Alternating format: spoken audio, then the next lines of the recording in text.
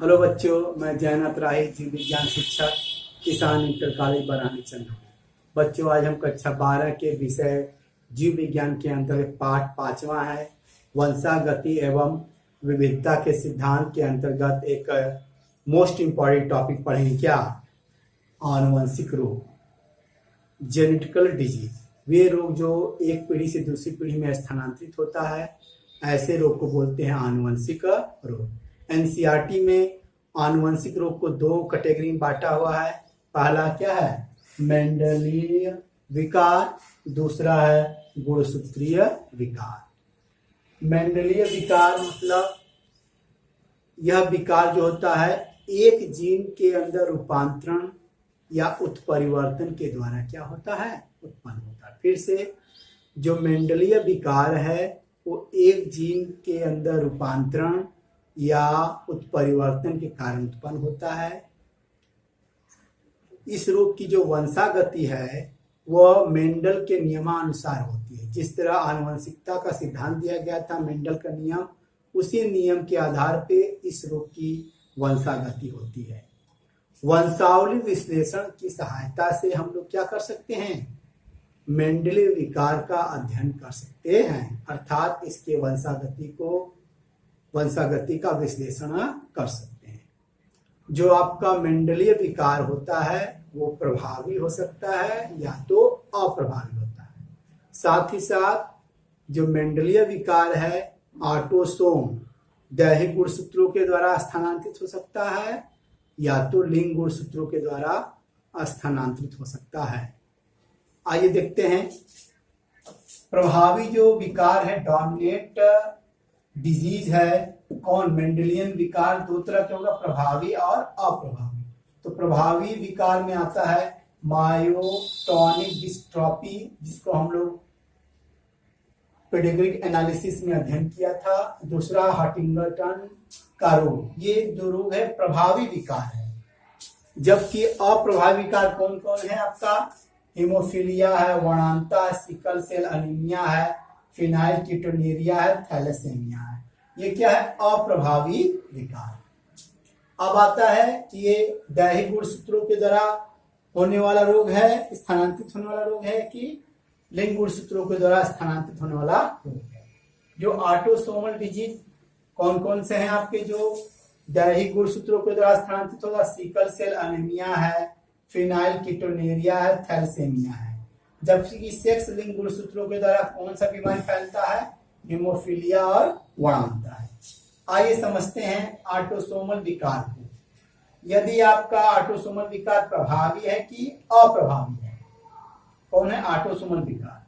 प्रभावी यदि रहेगा तो जो एलील होंगे दोनों कैपिटल ए होमोजाइगस डोमिनेंट अवस्था में रहेगा या हेटेरोजाइगस अवस्था में रहेगा। जबकि अप्रभावी यदि बीमारी है तो उसके अंदर एलील दोनों स्मॉल ए। आइए यहाँ एक एग्जाम्पल दिया गया है। यहाँ 2 जनक है, इसकी संतान जो है बीमार है। तो ये बताना है कि ये बीमारी क्या है, आपका प्रभावी है कि अप्रभावी है। अब यहाँ देखते हैं कि ये दोनों जनक हैं वो क्या है? अप्रभावी हैं। जबकि जो संतान क्या है वो क्या है? बीमार है। अर्थात यह बीमारी क्या हो गई? अप्रभावी हो गई। क्योंकि प्रभावी होती तो यह भी बीमार होते, यह भी बीमार होते, लेकिन दोनों क्या है? प्रभावित नहीं है, इनके अंदर बीमारी प्रदर्शित नहीं हो रहा। अर्थात ये क्या होंगे? हेटेरोजाइगस अवस्था में होंगे, कैपिटल ए स्मॉल ए। इसीलिए इसका एक यहाँ आएगा, इसका एक यहाँ है। यदि ये बीमार है बंदा, उनके जनक बीमार नहीं है लेकिन बच्चा बीमार है, तो वह बीमारी क्या कहलाएगी? अप्रभावी कहलाएगी। जबकि यहाँ देखिए, यहाँ पे दोनों जो जनक है बीमार हैं, जबकि संतान क्या है? बीमार नहीं है। अर्थात बीमारी है, यह प्रभावी लक्षण है, क्योंकि इसके अंदर एक भी कैपिटल रहेगा तो वो बीमारी प्रदर्शित करेगा। यदि बच्चा बीमार नहीं है, इसका मतलब क्या है? ये दोनों जनक बीमार हैं, बच्चा बीमार नहीं है, तो उसके अंदर इसका एक ए आएगा, इसका एक है। मतलब यह जो यदि जनक दोनों बीमार हैं और संतान बीमार नहीं है तो बीमारी प्रभावी कहलाएगी।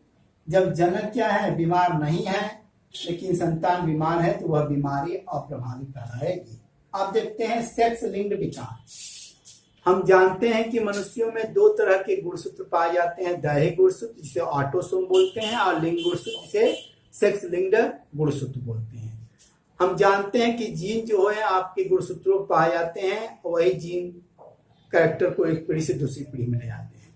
तो जो जीन ऑटोसोम में पाए जाते हैं वो दैहिक गुणों को एक पीढ़ी से दूसरी पीढ़ी में ले जाते हैं, और जो जीन क्या है एक्स लिंक गुणसूत्रों के ऊपर पाए जाते हैं वह सेक्स के डिटर्मिनेशन में मदद करते हैं। इसके अलावा इन जीन के अलावा कुछ विशेष प्रकार के जीन भी पाए जाते हैं जो विशेष कैरेक्टर को, बीमारियों को एक पीढ़ी से दूसरी पीढ़ी में ले जाते हैं। ऐसे जीन को बोलते हैं सेक्स लिंक्ड जीन, और जिन बीमारी या जिन कैरेक्टर को लेके जाते हैं उन्हें बोलते हैं सेक्स लिंक्ड कैरेक्टर, और इनकी वंशागति को बोलते हैं सेक्स लिंक्ड इनहेरिटेंस। तो सेक्स लिंक्ड जो इनहेरिटेंस है, बीमारी है, वो तीन तरह के हो सकते हैं। कौन कौन है? X linked inheritance, Y linked inheritance, X Y linked inheritance. जब कैरेक्टर एक्स गुणसूत्र के द्वारा एक पीढ़ी से दूसरी पीढ़ी में जाएगा उसे एक्स लिंक्ड कैरेक्टर बोलेंगे। इसका जो एग्जाम्पल है हीमोफीलिया है, वर्णांता है। वाई लिंक के द्वारा जो कैरेक्टर, मतलब वाई गुणसूत्र के द्वारा कैरेक्टर क्या होगा, एक पीढ़ी से दूसरी पीढ़ी में जाएगा। इसमें जो कैरेक्टर है वो नर से उसके सन में कैरेक्टर पे जाता है, क्योंकि वाई लिंक वाई गुणसूत्र के ऊपर यह आधारित जीन है। तो वाई गुणसूत्र जहां जहां जाएगा वो कैरेक्टर जाएगा।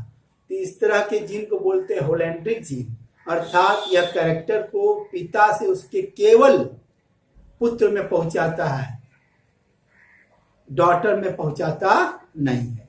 तो आप कान पे देखे होंगे हाइपरट्राइकोसिस ऑन ईयर के ऊपर क्या बड़े बड़े बाल होते हैं। यह जो कैरेक्टर है वो पिता से केवल पुत्र में जाता है। तो ऐसे कैरेक्टर को हम बोलते हैं होलैंड्री का कैरेक्टर। और तीसरा है X Y linked total nephritis बीमारी है जो एक्स वाई गुणसूत्रों के द्वारा एक पीढ़ी से दूसरी पीढ़ी में जाता है। अब हम देखते हैं जो एनसीईआरटी में दिया गया है कुछ बीमारी मेंडेलियन विकार, उसके बारे में हम अध्ययन करेंगे। देखिए सबसे पहले क्या है आपका हीमोफीलिया है। हीमोफीलिया को हम ब्लीडिंग डिजीज बोलते हैं।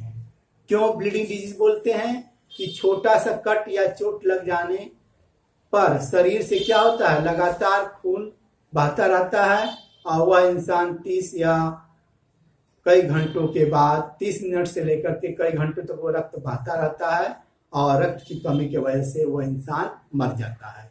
ये किसमें बीमारी होती है? हीमोफीलिया में होती है। नॉर्मली जो इंसान का जो रक्त है चोट लगने के बाद 2 से 8 मिनट में बंद हो जाना चाहिए, लेकिन हीमोफीलिया के रोगी में ऐसा घटना नहीं घटती है। खून क्या होता है, लगातार बहता रहता है। हीमोफीलिया को हम रॉयल डिजीज बोलते हैं। क्यों बोलते हैं रॉयल डिजीज? एक वैज्ञानिक थे हेल्डेन, उन्होंने इंग्लैंड के राजघराने में एक बीमारी फैली हुई थी। उन्होंने उसका अध्ययन किया, अध्ययन करके ये पाया कि यह बीमारी क्या है, हीमोफीलिया है, और इसी कारण इसको हम रॉयल डिजीज के नाम से जानते हैं। उन्होंने ये खोजा कि जो महारानी विक्टोरिया थी हीमोफीलिया रोग की वाहक थी, इन्हीं के द्वारा उनके पुत्रों में यह बीमारी जाती थी और पुत्र क्या हो जाते थे, डेथ कर जाते थे, मर जाते थे। अर्थात वो वहाँ के जो नर थे वो क्या थे, रोग से ग्रसित थे। जब ऐसा क्यों उत्पन्न हुआ होगा, घटना घटी होगी, तो ऐसा माना जाता है कि उत्परिवर्तन के द्वारा ही क्या होता है, उत्परिवर्तन के द्वारा उनके खानदान में या रानी विक्टोरिया में यह बीमारी पहुंची होगी। अब देखते हैं जो महारानी विक्टोरिया थी वो रोग की वाहक थी, उन्हीं के द्वारा यह नर संतानों में बीमारी पहुंचती थी। ये जो हीमोफीलिया है अप्रभावी लक्षण है तथा एक्स लिंक के द्वारा, मतलब एक्स गुणसूत्रों के द्वारा एक पीढ़ी से दूसरी पीढ़ी में स्थानांतरित होगा। इस बीमारी की वाहक कौन होती है? मादाएं, अर्थात मादाएं जो वाहक मादाएं होती हैं अपने बीमारी को अपने लड़कों में सन में पहुंचाती। हीमोफीलिया 2 होते हैं, ए और बी। हीमोफीलिया ए में किसकी कमी होती है? ब्लड क्लॉटिंग फैक्टर 8 की कमी होती है, जबकि हीमोफीलिया बी में ब्लड क्लॉटिंग फैक्टर 9 की कमी होती है। इन फैक्टर की कमी की वजह से रक्त का थक्का नहीं जमता और लगातार खून बहने से इंसान की मृत्यु हो जाती। अब देखते हैं बीमारी के कंडीशन।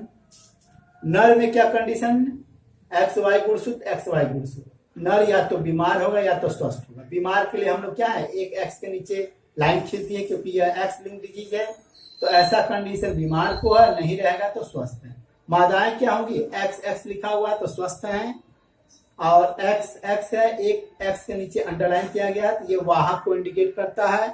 वाहक के अंदर क्या होगा, बीमारी प्रदर्शित नहीं होगा, लेकिन वह जीन रखी रहेंगी बीमारी फैलाने वाला, लेकिन उनको बीमारी नहीं प्रदर्शित होगा क्योंकि यह अप्रभावी लक्षण है। अगला है एक्स एक्स है, ये दोनों अंडरलाइन किया गया, ये बीमार महिला है, लेकिन महिला का बीमार होना बहुत ही रेयर है क्योंकि उसके लिए उसके माता का वाहक होना आवश्यक है, जबकि पिता का बीमार होना आवश्यक है। अब हम देखेंगे हीमोफीलिया की वंशागत। यहाँ पे जनक के रूप में कोई नर है और मादा है। यदि हम नर को क्या कर दें, स्वस्थ कर दें, मान लीजिए स्वस्थ हैं, और जबकि मादा क्या है, वाहक है, तो उनके संतानों में कैसे कंडीशन हो, स्वस्थ है, कोई अंडरलाइन नहीं किया है, लेकिन वाहक हैं, तो यहाँ पे एक एक्स के नीचे आपको क्या है, अंडरलाइन किया जा रहा है। जो वाहक होती हैं वो बीमारी उनके अंदर प्रदर्शित नहीं होती है, लेकिन उनके अंदर जीन होते हैं जो बीमारी फैलाने की क्षमता रखते। आप देखते हैं इनका संकरण कराया जाता है। इस चक्कर बोर्ड के द्वारा हम इनको समझने की कोशिश करेंगे। यहाँ पे मादा वाले एलील को हम लोग क्या करेंगे, प्रदर्शित करेंगे, एक्स और एक्स, इधर मेल को एक्स और वाई। यहाँ पे हमने क्या किया, एक एक्स को अंडरलाइन किया है ऐसे, यहाँ अंडरलाइन। आप क्रॉस कराते हैं, संकरण कराते हैं, ये आपका एक्स एक्स मिलेगा, लेकिन एक क्या है आपका अंडरलाइन है, अब इनका क्रॉस होगा। यहाँ पे कोई अंडरलाइन नहीं है, अब इनका होगा, यहाँ पे एक अंडरलाइन मिलेगा और इनका होगा। यहाँ 50% मादा, 50% नर। अब संतानों में रिजल्ट देखें, यह जो रिजल्ट किसका शो करेगा, ये एक एक्स के अंदर अंडरलाइन है, ये मादा जो होगी वो वाहक, जबकि संतान जो अगली संतान है माँ लड़की जो है वो क्या होगी, स्वस्थ हेल्दी होगी। अब देखिए नर में देखिए एक ही एक्स है, वो भी अंडरलाइन है, ये क्या होगी, जो नर होगा वो बीमार होगा, यहाँ पे ये क्या होगा, स्वस्थ होगा। यहाँ पे रिजल्ट क्या हुआ, संतानों के यदि रिजल्ट निकालेंगे, रिजल्ट यदि संतानों के नाम से निकालेंगे तो जो 50% जो संतान है वो क्या है, स्वस्थ हैं,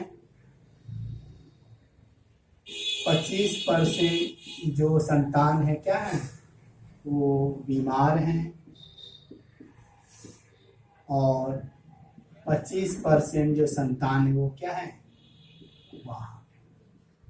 ये हो गया पूरे संतानों का रिजल्ट। यदि हम लोग मादा के अंदर रिजल्ट निकालना चाहें तो कह सकते हैं कि 50% जो मादाएं हैं वो क्या है, बीमारी की वाहक हैं, और 50% जो मादाएं हैं वो क्या है, स्वस्थ हैं। यदि हम नर में निकालना चाहें परसेंटेज तो कह सकते हैं कि 50% जो नर हैं वो बीमार हैं, और 50% जो नर हैं वो स्वस्थ। इस तरह हम लोग क्या कर सकते हैं, किसी की वंशागति करा करके हम लोग क्या कर सकते हैं, परिणाम ज्ञात कर सकते हैं कि संतानों में क्या संभावनाएं हो सकती हैं। इस तरह आप कई क्रॉस अपने से करा सकते हैं, यहाँ पे बीमार भी रख सकते हैं, यहाँ पे बीमार रख सकते हैं, कुछ भी करा करके आप रिजल्ट को प्राप्त कर सकते हैं। बच्चों अब हम दूसरा देखेंगे मेंडेलियन विकार, क्या नाम है, वर्णांता कलर ऑफ ब्लाइंडनेस। इससे पहले हमने क्या पढ़ा था, हीमोफीलिया जो एक्स गुणसूत्रों के द्वारा स्थानांतरित होता है, और दूसरा है वर्णांता जिसे हम बोलते हैं कलर ऑफ ब्लाइंडनेस। वर्णांता भी क्या है, वो अप्रभावी लक्षण है जो एक्स गुणसूत्रों के द्वारा क्या होता है, एक पीढ़ी से दूसरी पीढ़ी में जाता है। इस रोग में क्या होता है, इस विकार में क्या होता है कि लाल वर्ण संवेदी शंकु, हरे वर्ण संवेदी शंकु, जो शंकु होते हैं, कोन्स होते हैं रेड कलर के लिए और हरे ग्रीन कलर के लिए, वो क्या हो जाते हैं, डिस्टर्ब हो जाते हैं, खराब हो जाते हैं, इफेक्ट हो जाता है। तो व्यक्ति क्या करता है कि अंदर एक बीमारी आती है जिसमें वो व्यक्ति लाल रंग में और हरे रंग में विभेद नहीं कर पाता। इसी बीमारी को हम बोलते हैं क्या, वर्णांता। ऐसे रोगी को लाल और हरे में विभेद करना नहीं आ पाता, सही ढंग से वो बता नहीं पाया कि जो कलर दिखाई पड़ रहा है रेड है कि ग्रीन है। यही कारण है कि वर्णांता व्यक्ति की नौकरी रेलवे में नहीं लगती है, क्योंकि रेलवे में सब काम सिग्नल से होता है और ड्राइवर की नौकरी नहीं मिलेगी, अन्य नौकरी मिलने के चांसेस कम है रेलवे में, क्योंकि वहाँ ग्रीन और रेड के अंदर यदि यह विभेद नहीं कर पाएगा तो गाड़ी का एक्सीडेंट करा सकता। अब हम देखते हैं मुख्य कारण क्या है कि इस विकार में एक्स गुणसूत्र पे कुछ जीन पाए जाते हैं। क्या होते हैं, एक्स गुणसूत्र पे कुछ जीन पाए जाते हैं, उसमें उत्परिवर्तन हो जाता है। उत्परिवर्तन हो जाने के वजह से यह बीमारी इंसानों में लग जाते हैं। ऑब्जर्वेशन से देखा गया है, एनसीईआरटी में देखा गया कि 8% पुरुष बीमार होते हैं इस वर्णांता से, जबकि मात्र 0.4% नारी क्या होती हैं, इस बीमारी से ग्रसित होती हैं। ऐसा क्यों, पुरुषों की परसेंटेज क्यों ज्यादा है, क्योंकि यह जो बीमारी है वर्णांता वह एक्स गुणसूत्रों के द्वारा स्थानांतरित होती है और मेल में केवल एक ही एक्स गुणसूत्र होता है। यदि यह अफेक्ट होगा तो व्यक्ति क्या हो जाएगा, बीमार हो जाएगा। जैसे ये कंडीशन है एक्स और वाई, यहाँ पे कोई अफेक्शन नहीं है, तो यह जो नर होगा वो स्वस्थ होगा, और यहाँ एक ही एक्स है, यदि उसके ऊपर बीमारी आती है, इफेक्ट होता है, तो यह व्यक्ति क्या हो जाएगा, नर बीमार हो जाएगा। यही कारण है कि पुरुषों की बीमार होने की क्षमता ज्यादा है, चाहे वर्णांता में चाहे हीमोफीलिया। अब देखते हैं केवल 0.4% नारियां ही क्यों बीमार हैं, क्योंकि इनके अंदर 2 एक्स गुणसूत्र पाए जाते हैं। कंडीशन देखिए, एक्स और वाई है, एक्स एक्स है, एक्स है, एक्स एक एक्स के नीचे अंडरलाइन है, ये एक के अंदर नहीं है, यह वाहक कंडीशन को शो करेगा। जो मादाएं होती हैं वर्णांता की वाहक होती हैं, वो अपने बीमारी को अपने 50% चांसेस बनते हैं अपने पुत्रों में पहुंचाने के चांसेस होते हैं, क्योंकि यह अप्रभावी लक्षण है। यदि एक एक्स गुणसूत्र जाएगा पुत्र में तो पुत्र के बीमार होने की संभावना बढ़ जाती है। अर्थात वाहक जो स्त्रियां होती हैं, चाहे हीमोफीलिया के लिए चाहे कलर ब्लाइंडनेस के लिए, वो अपने पुत्रों को बीमारी पहुंचाती। जबकि यहाँ पे एग्जाम्पल के रूप में एक्स एक्स से दोनों अंडरलाइन किया गया है, ये बीमार अवस्था पर बता रहा है।